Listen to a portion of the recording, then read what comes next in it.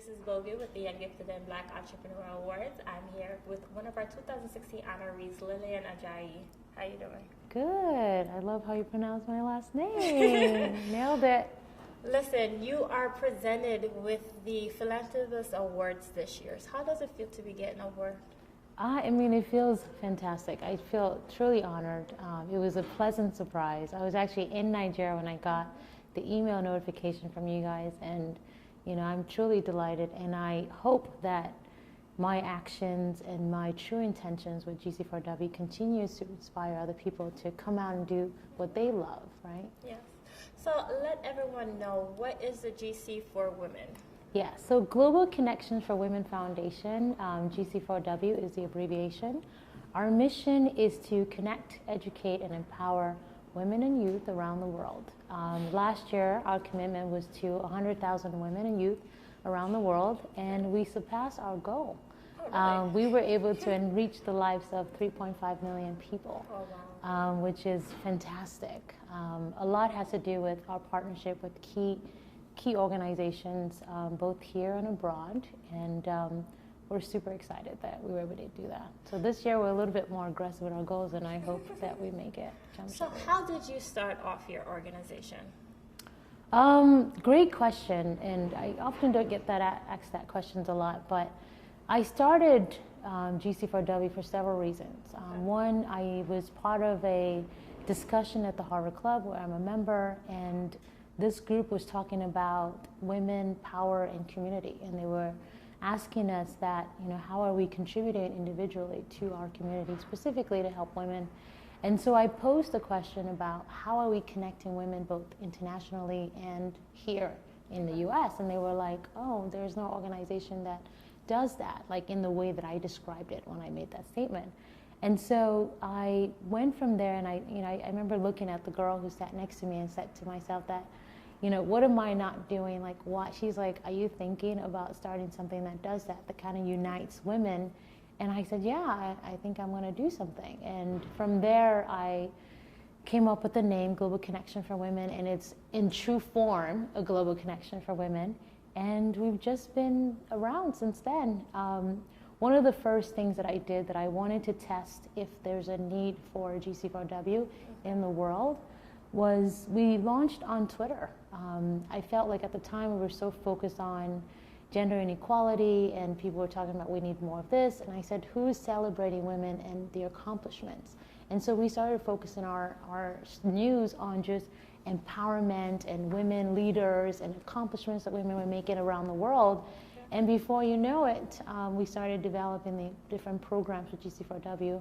And now we're here. I mean, over 3 years now, and we're doing so much, and I like where we're going. How did you start it off? So when I worked at the UN, I was on the second committee, which is the Socioeconomic Committee. I was a policy negotiator. Okay. I knew when I started my MBA that I wanted to start my own business. And obviously, I did international relations, prior to that. And I wanted to learn some of the mechanics and the theory and the importance of just how do you start up a business, how do you get the right audience to kind of invest in your idea, how do you galvanize the necessary people to keep up those ideas. And so I decided to go and pursue my MBA. And I'm really happy that I did, because it really gave me the confidence to start my own organization. And I felt like I've learned all the necessary business acumen to make this possible. So what advice do you have for young females or even young gifted people, just trying to start their own business? Yeah.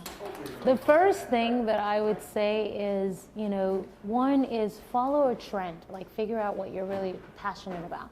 Because there's so many different things that you can do. You can innovate in one area, you can innovate in the area in which you're currently working. And I think some people have their passion, and sometimes it's different from what they do on a full-time basis. So my advice would be find a passion, find something that you're completely passionate about, because starting a business is something, passion is the biggest motivation for actually moving forward with it. So I think it's important that you find something that you're really in love with, and most of the advice that I always get is that look for a problem within that sector that you're trying to innovate for. Try to create things that solves that problem, and talk to your family and friends, and kind of brainstorm with them and say, hey, I'm thinking about doing this. What do you guys think?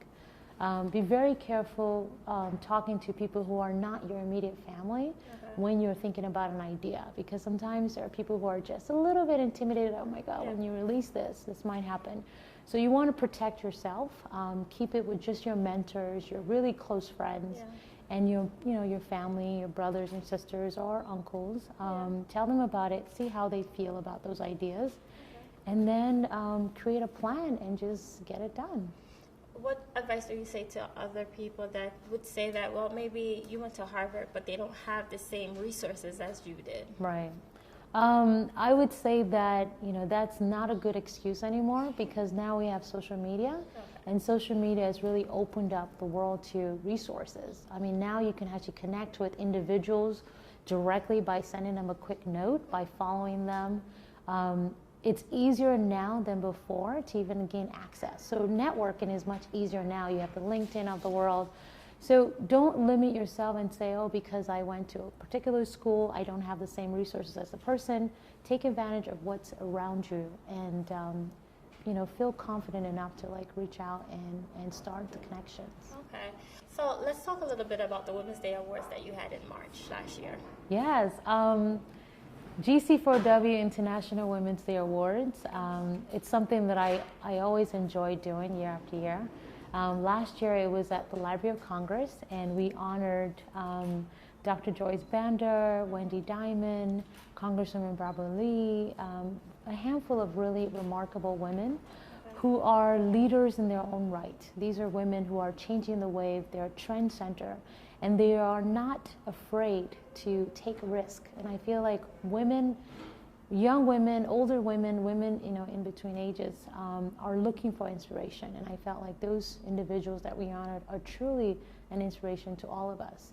One particular person that we were unable to honor was a doctor from Nigeria who was one of the very few females who were around during the Ebola crisis in Nigeria. So she passed away because she contracted the disease, but we honored her colleague, and we're part of a program that's doing something for her in Nigeria this year. So I'm really excited about that. Yeah. So what does this award mean to you overall? Because you've gotten awards in the past, but what makes this award special? This, it's a great question.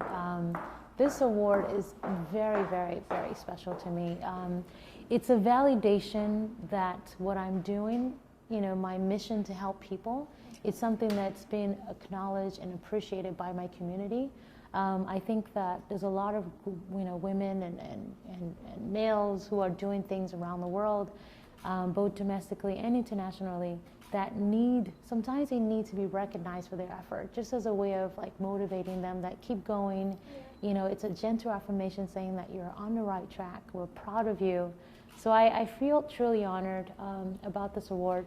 I'm dedicating this award to my late grandmother, who died last year, October. One thing that I learned from her is, the sense of community. My grandmother cared about a community.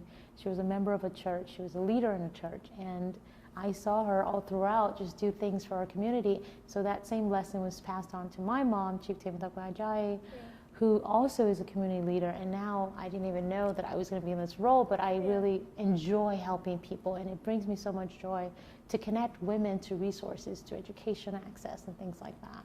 Do you felt like it was a lot of pressure, your grandmother, your mother, and also your sister, So do you feel like it's a lot of pressure in your household, to do community service or to give back? No, I mean, it's a good question, and it's quite sincere to ask. I don't think there was a lot of pressure for us to do something. I think one thing that my mom, tried to explain to us is the value. I mean, her quote is, there's goodness in helping people. That's something that we grew up in learning. But she's like, find your space. So I have two sisters. One is Denise Mabalaji Williams, who's an author, and she's also a writer. She has her own blog called Working Mom in 20s. And then I have another sister named Tiffany Ajayi, who's going to be married soon. I'm excited about that. She is a scientist, we call her, and she works in that. So we all have our own passion in different fields, right, in different interests. But the commonality is that we're doing things that's going to help people become the better self, right?